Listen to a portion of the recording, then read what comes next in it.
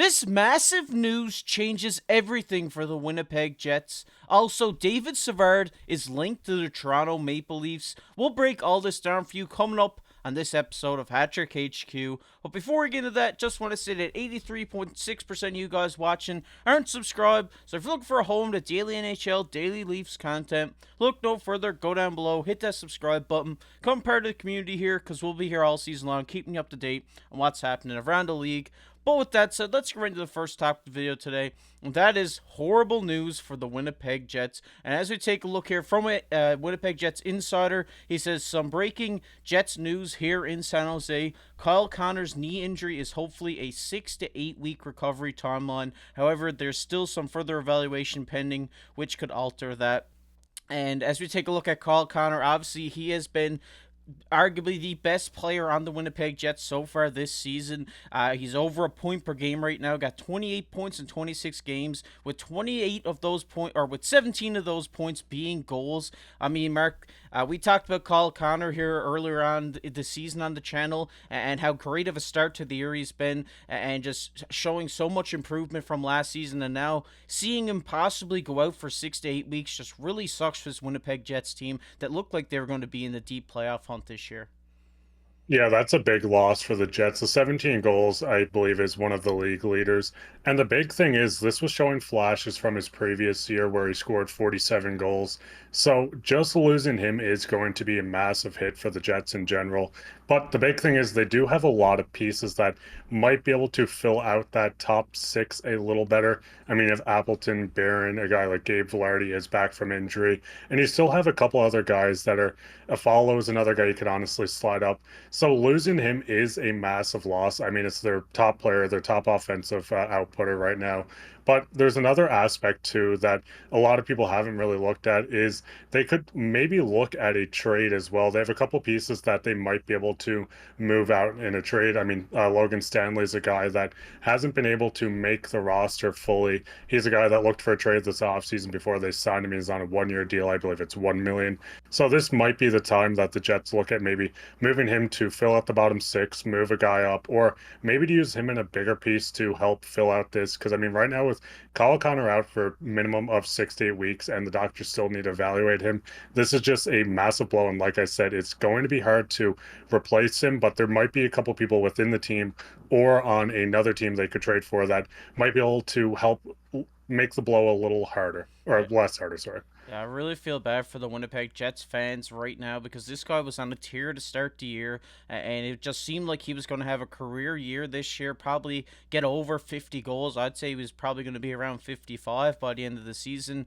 Now he goes down for 6 to 8 weeks, and like you said, there is guys there that can step up, but you're never going to get another guy like Kyle Connor, one of the fastest skaters in the league, and he has one of the best shots in the league, in my opinion, too. I think he's one of the best goal scorers in the NHL. And losing a guy like this is really going to hurt this team, but I really do think this roster without Kyle Connor can still pull together a few wins here down the stretch, and hopefully he can get healthy and get back later this season to make that final playoff push, because I really want to see the Winnipeg Jets in the playoffs this year. I really do think they could give a lot of teams a run for their money, and I really hope that they can get there. And just losing their star player in Kyle Connor, I really hate to see it. Like you said, we may see them pull off a trade here to try to replace a guy like this, bring in a replacement just for the time being. But I mean, it just really sucks to see all this coming out today about Kyle Connor. Really hope him the best in his recovery. Really hope he gets back here this season and just keeps playing the way he was, because he was looking phenomenal here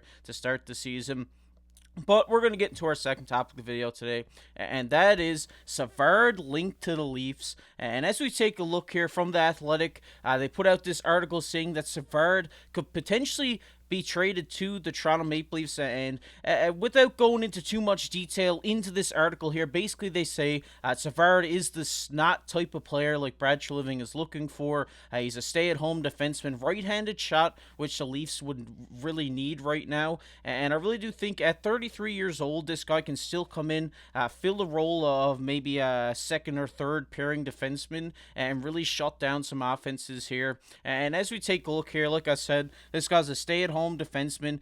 He's known for blocking a lot of shots, known for throwing around his weight, as you see his stats here on the screen. And Mark, as a Leafs fan, I just want to get your initial take on this. Obviously, I'm a Montreal fan. I've watched David Savard over the last couple of years, over the last couple of seasons. I really like the way he plays. Yeah, he's a great defender and something that the Leafs could really use right now to bolster their defense going into a deep playoff run later this season. I know the big thing is Savard's making 3.5, and you do get an extra year if the Leafs did trade for him. You'd have him this season plus next season. But the big problem with Ice, like I kind of noticed with Savard, is his health. He hasn't had a full season. I believe it's in the past 4 years. This is a guy that took a lot of wear and tear. He played a similar style to Jake Muzzin. I think Muzzin was better defensively, but overall aspect, they were just warriors. They're putting their bodies on the line. They played a lot of games. So bringing him in would be a perfect guy. I think he'd fit perfectly on the third pairing or maybe even the second pairing. But the big problem I'm worried with is getting this guy and him being in and out of the lineup more than you would want. I mean, currently you see the Leafs defense right now. Klingberg's out for the year. Liljegren's currently hurt. Giordano's out as well. So the last thing you'd almost want to do is bring in a guy like David Savard and only get half the season and maybe not the entire playoffs with him. Not saying he's a bad player. I think he'd be outstanding. I think he's exactly what this team needs. But the injuries do kind of worry me, which is the biggest thing with this. So it's kind of a hard situation for Toronto to maybe overpay with Montreal. I mean, they're division rivals. They don't like each other for the most sense. So a trade, I mean, the last one we've seen, I believe, was Thomas Mechanic, and that was a bit of an overpayment as itself. So if Toronto did have to overpay, I'd probably want to stay away from him. But with an even trade, you could roll the dice and hope that he could stay healthy this season onwards. Yeah, and if I was you, Mark, I'd be skeptical too with the defensive injuries that Toronto has dealt with so far this season. You'd really hate to see him come in and then go down, and then they're out another defenseman. I mean, it just seems like the injuries don't stop here for Toronto, and it really sucks to see because you want to see Toronto be fully healthy and see all these pieces that Treliving has brought in and these guys come back. But some of them are on the long-term IR, some of them maybe coming back soon, and I really do think that Savard could be a good replacement here for Klingberg. It's a guy they need, a defensive defenseman, but like you said, the injury problem is there. And but do you take that risk if you're Treliving?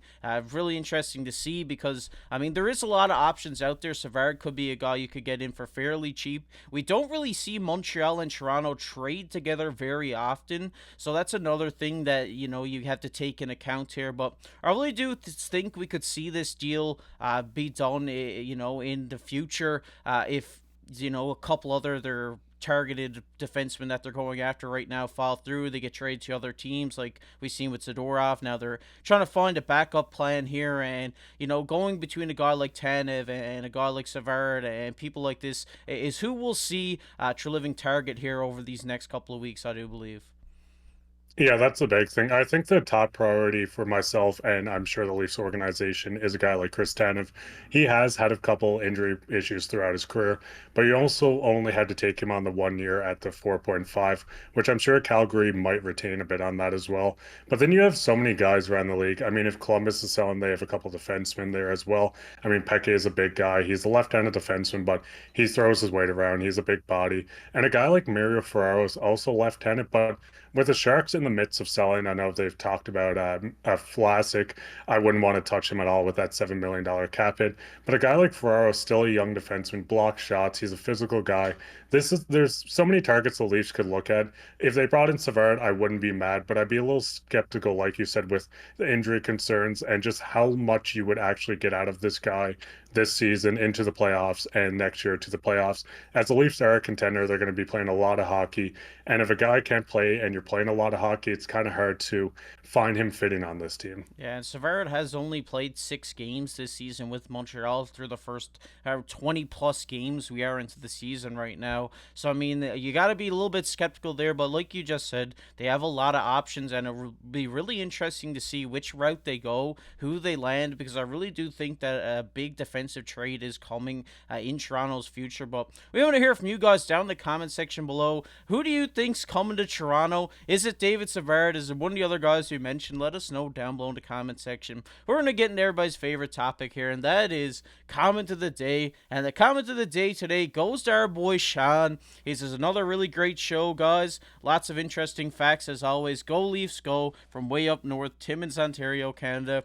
Shout out to you, Sean. We see you down in the comment section all the time. Really appreciate your support. We might have to take a trip to way up north, Timmins, Ontario at some point, Mark, because, I mean, this guy's got me fired up to go there. But shout out to you, Sean. I really appreciate you commenting down below. But if you guys enjoyed this video, make sure to go down below, hit that like button, hit that subscribe button. We're trying to hit 3,000 subscribers before Christmas, so give us an early Christmas gift. Go down below, hit that subscribe button. But if you enjoyed the NHL and the Leafs, make sure to check out this video that's popping up on your screen right now. But I've been your host, KC, alongside my co-host, Mark Pye. Keep your stick on the ice.